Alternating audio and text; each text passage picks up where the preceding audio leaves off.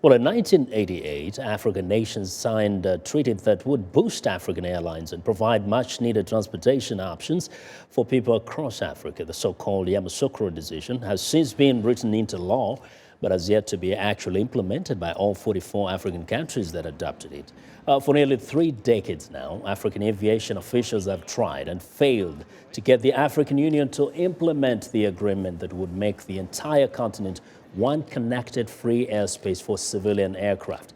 That has prompted some aviation industry figures to appeal to leaders to push for wider compliance. Well, for some perspective on how significant the African Treaty on Airspace is to the U.S. drone program, I'm joined by VOA's Jeff Seldin. Jeff, welcome to Africa 54. Pleasure to be here. Yeah, first, for sure, we want to clarify that it's not only the United States that runs drone kind of programs, yeah?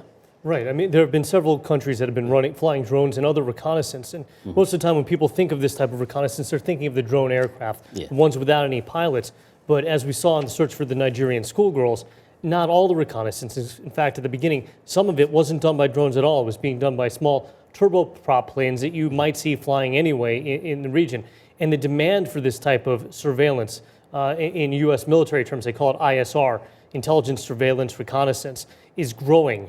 And so the more crowded skies in Africa become, the more of a challenge it will be possibly for countries like the U.S. and France and Britain to fly drones and fly reconnaissance over the African continent. What are the limitations, say, when we don't have that kind of a uniform agreement across the continent? Well, as far as the United States military, right now, whenever there's any reconnaissance, any drone flights or other flights that are being flown, the U.S. military talks directly with the government involved, the partner. So when it was the search for the Nigerian schoolgirls, for example, there were direct communications with Nigeria. Many of the flights were being flown out of Chad, so there was probably coordination with that government.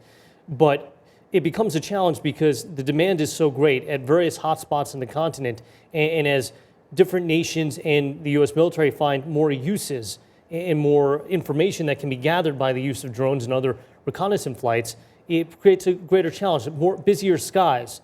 And so if commercial flights are taking off and there's more freedom and there are more flights across Africa, well, there's more obstacles or there's more to take into consideration when flying reconnaissance flights.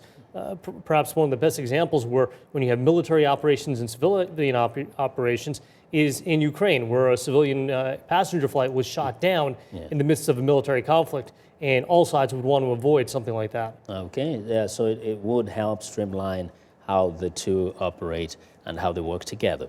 Thanks a lot, Jeff, for giving us some insights into this program. Anytime. All right. Well, Jeff Seldin is a reporter with the Voice of America.